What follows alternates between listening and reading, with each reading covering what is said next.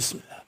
Josie Fowler se jeta de tout son long sur le sofa acheté à grands frais pour le client de Sylvie. Celle-ci la regarda avec un sourire. Tu t'es couché tard? Plus que tard, mais la fête était une réussite. Tout le monde était ravi. De toute façon, ta réputation d'organisatrice de mariage n'est plus à faire. Au mot mariage, Sylvie fit la grimace. Je suis avant toute chose une organisatrice d'événements, Joe. Je te rappelle que notre entreprise s'appelle SDS, événementiel. Les mariages sont des missions comme les autres, précisa-t-elle avec un sourire contraint. Donc, à en juger par ta réaction, tout s'est déroulé comme prévu hier. En d'autres termes, la mariée n'a pas fait faux bond à la dernière minute. Josie joignit les mains d'une manière mélodramatique et jura avec ses Doc Martens violettes et ses coiffures punk violettes également. Oh, je t'en prie, quel événement SDS pourrait bien ne pas se dérouler comme prévu, je te le demande. Mon grand-père disait toujours que dans une bataille, la première victime c'est le plan.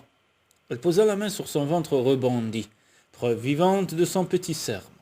Quel grand-père, le colonel en chef? Bien sûr, je ne parle pas de mon grand-père d'Angian. Pour lui, avoir un plan, cela voulait dire avoir assez de champagne pour tenir un siège et laisser aux autres les soucis. Et le soin de régler la note. Malgré tout, quel homme adorable. Tu finiras par apprendre que dans notre métier, il faut laisser les émotions de côté, conclut-elle tandis que, une lettre à la main, elle cochait soigneusement les cases d'une de nombreuses fiches qui tapissaient les murs de la pièce. La main sur le dos, elle se redressa lentement. « Ça va ?»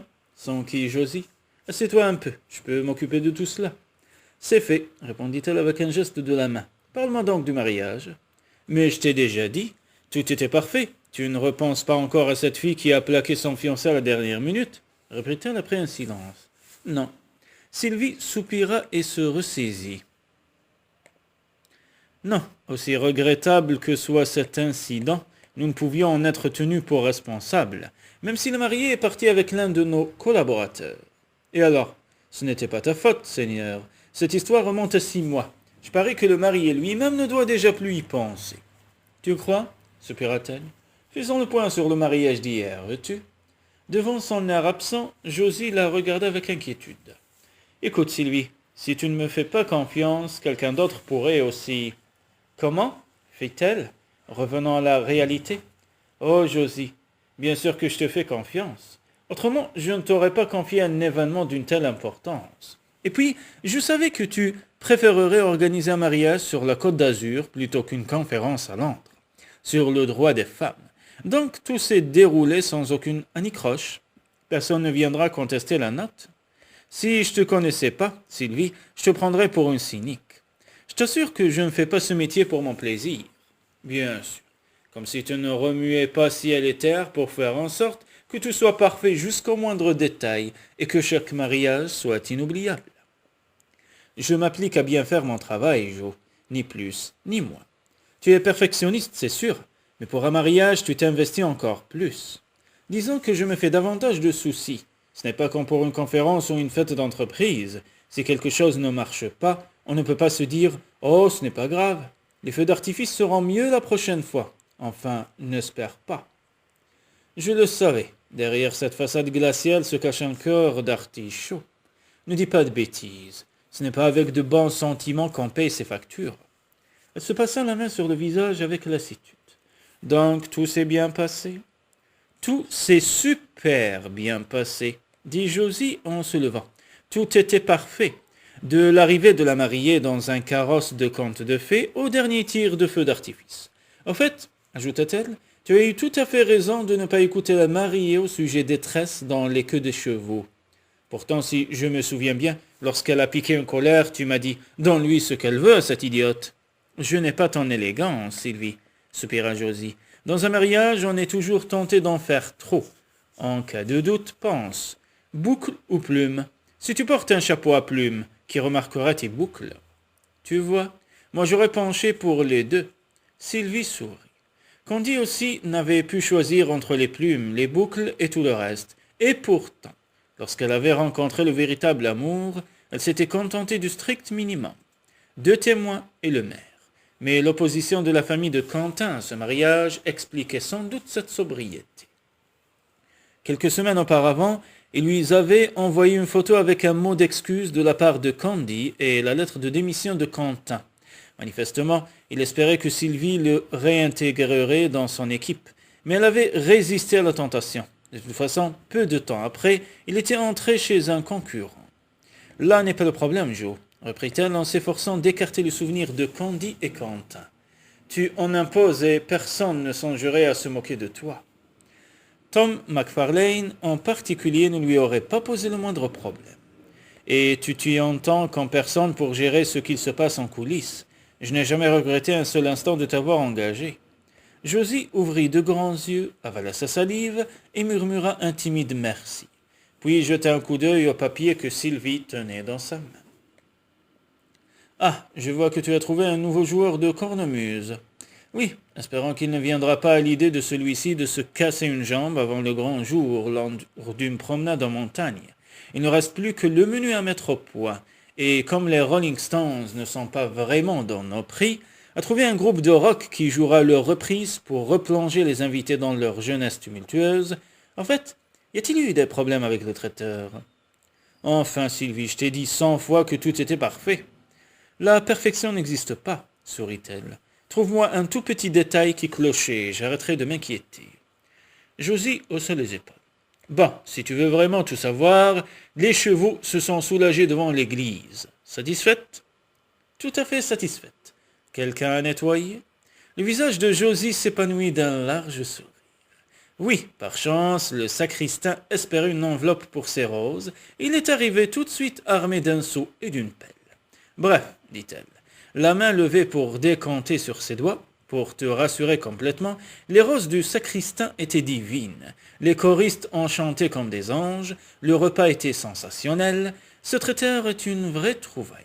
Le quatuor à cordes a joué juste, nous avons eu un soleil magnifique. Ayant baissé tous ses doigts, elle haussa les épaules. Que veux-tu d'autre ? Sylvie s'apprêtait à énumérer sa propre liste lorsque le téléphone sonna. Elle jeta un coup d'œil à l'appareil pour voir le numéro de l'appel et décrocha. « Bonjour Laura, vous allez bien ?»« Très bien Sylvie, merci, mais comme d'habitude, j'aurai un petit service à vous demander.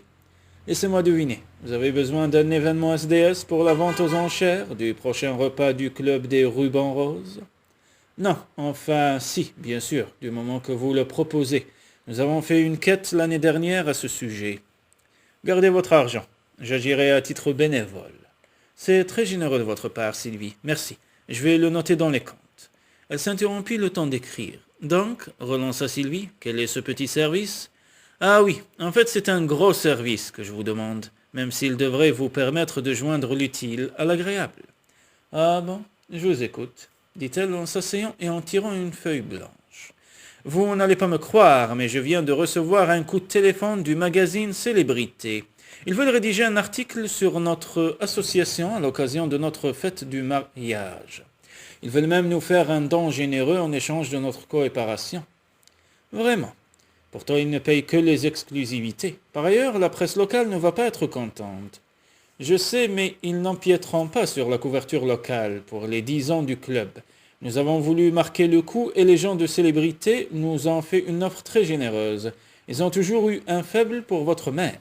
Ces fêtes étaient toujours si réussies. Oui, c'est vrai. Donc, que voulez-vous de moi ? Eh bien, votre mère est la fondatrice de notre organisation caritative. Oui. Et vous en êtes la présidente honoraire. À quoi voulait-elle en venir à la fin ? En effet. Eh bien, vous ne voyez pas, c'est pourtant simple, les fêtes de votre mère, vous-même, à la tête de l'agence d'organisation de mariage, que tout le monde s'arrache. Organisation d'événements, Laura. Les mariages ne sont qu'une partie de nos activités. Je sais. Mais ils ont vraiment eu une idée de génie. Je suis sûr que vous allez adorer. Ah bon ? Venant d'un magazine People, Sylvie s'attendait à tout, et surtout au pire. Oui, ils veulent consacrer un dossier à un mariage de conte de fées. Dans le cadre de notre anniversaire, ce mariage servirait de vitrine aux exposants locaux, qui auraient l'exclusivité de l'événement. Oh, je vois, dit Sylvie rassurée. Très bien, vous voulez que je vous donne quelques suggestions pour l'organisation de cette cérémonie, c'est ça ? Je suis tout à fait ravi de... À vrai dire, non, Sylvie. Je souhaiterais vous demander un peu plus que cela. Beaucoup plus même. Célébrité, aimerez-vous voir créer votre mariage de conte de fées? Mon mariage? Mais je ne veux épouser personne. Laura laissa échapper un petit tss, impatienté. Non, non, non, non, non. Enfin, ne voyez-vous pas, vous avez organisé tant de mariages de rêve que tout le monde brûlera de savoir ce que vous choisiriez pour le vôtre. L'homme que j'aime, deux témoins et le bureau du maire, proposa-t-elle plein d'espoir. Laura eut un rire poli. Je pense que cela ne suffira pas pour célébrité. Il leur faut de la romance. Imaginez un peu. Des costumes de rêve, un repas de gala et toutes ces petites touches dont vous avez le secret. Vous aurez les coups des franches. Plusieurs artisans locaux nous ont d'ores et déjà assuré de « Laura, je suis désolé, mais je ne peux pas donner suite à votre idée. » Un silence stupéfait accueillit cette déclaration.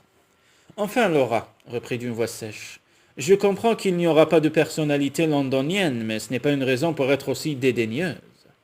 Non, Laura, vous m'avez mal. Trop tard, elle était lancée. Votre mère, si elle était encore de ce monde, serait très déçue. » Consternée, Sylvie se prit le front dans une main et se mordit le poing pour réprimer un soupir. Josie la regarda fixement. « Tu as des ennuis ?» Pour toute réponse, la jeune femme secoua la tête. Des ennuis? Non, c'était pire. Elle allait se mettre à dos tout le réseau des vieilles copines. Vous êtes sans doute une femme d'affaires importante, mais nous sommes nombreux à ne pas avoir oublié votre famille. Poursuivait Laura d'une voix basse et tranchante. Ce n'est pas bien de négliger l'association caritative de votre mère. Nous avons tous besoin de votre soutien, vous savez. Ce projet ne serait pas seulement pour vous une formidable opportunité de promouvoir votre image, il donnerait à plusieurs artistes à se faire connaître d'un plus large public. Laura, mais bien sûr, vous ne manquez pas de publicité de toute façon. Laura, quant au don de célébrité, eh bien, Laura, vous ne lisez donc jamais Célébrité? Eh bien non, je dois avouer que ce n'est pas mon genre de lecture, mais vous ne le répéterez pas, j'espère.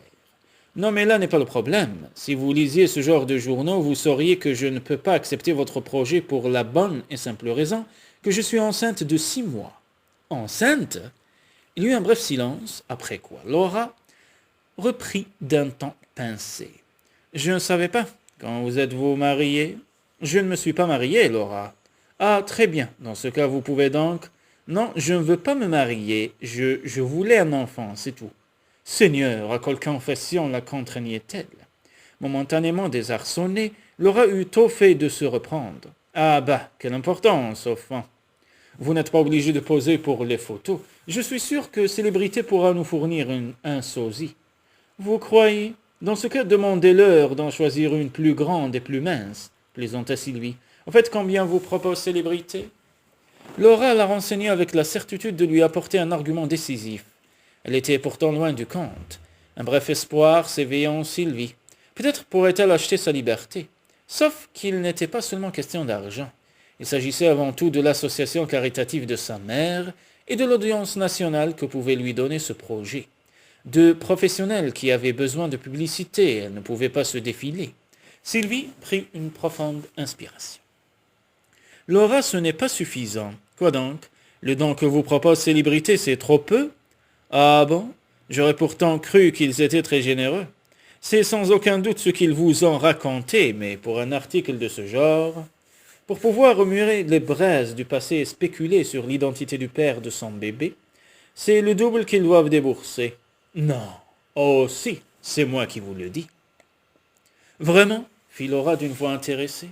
Mais en tant que présidente honoraire de notre association, vous pourriez peut-être leur parler, puisque vous connaissez si bien le sujet. Résistant à l'envie de lui rappeler le sens de l'adjectif honoraire, Sylvie acquiesça. D'accord, je m'en charge. Elle en profiterait pour demander à la rédactrice de Célébrité de ne pas remuer les vieilles histoires. Donc, reprit-elle, où doit se tenir cette réception? Ah oui, j'ai laissé le meilleur pour la fin. La fête est prévue à Longbourn Court, là où tout a commencé. N'est-ce pas merveilleux? Insista-t-elle comme Sylvie restait silencieuse. Si, formidable. Le domaine a été racheté voici quelques mois par un milliardaire. Nous espérions tous qu'il allait y vivre, mais apparemment il a demandé à Marc Hilliard, vous savez, l'architecte. Eh bien, ce milliardaire a demandé à Marc de transformer le château en centre de conférence. Ah, c'est dommage, n'est-ce pas? Une si belle maison. Enfin, c'est la vie. Toutefois, comme le domaine est inscrit au patrimoine national, ce projet risque d'être retardé. L'article de célébrité sera le chant du cygne de Langbourn Court.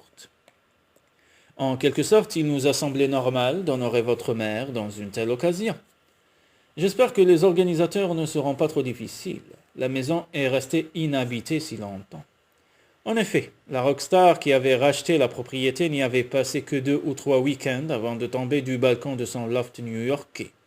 Plusieurs années avaient ensuite passé sans que l'on sache ce que le domaine allait devenir. Mais peu importait à Sylvie, tout cela c'était du passé. Rien ne se décidera sans l'aval de patrimoine de l'Angleterre, expliqua Laura. C'est du moins ce que George m'a dit. Comme vous devez le savoir, il travaille au comité local. J'ai donc songé que notre milliardaire ne refuserait sans doute pas une opportunité de se faire bien voir des voisins. Et il a accepté? Je suppose. J'ai parlé à une femme qui semble être son adjointe, et elle n'a pas hésité une seconde à nous aider. Elle a été très touchée par l'histoire de votre mère. La publicité gratuite dont bénéficiera ce centre de conférence n'a bien sûr rien à voir dans sa décision. Oh Sylvie, ne soyez donc pas cynique. D'ailleurs, même si sa société retire bénéfice de ce projet, où est le problème? Je sais bien qu'il s'agit de votre maison d'enfance, mais les temps ont changé. Et ce centre de conférence apportera des emplois dans la région. Tout le monde est gagnant. Oui, soupira Sylvie. Vu sous cet angle, en effet. Laura avait raison. Tout le monde avait à gagner dans ce projet. L'association de sa mère, les artisans et les commerçants de la région. Pour un peu, on aurait dit que toute l'économie locale dépendait du choix de sa robe pour ce mariage. Enfin, quoi qu'il en soit, puisque ce raout devait se dérouler à Langbourn, Célébrité devrait payer le prix fort.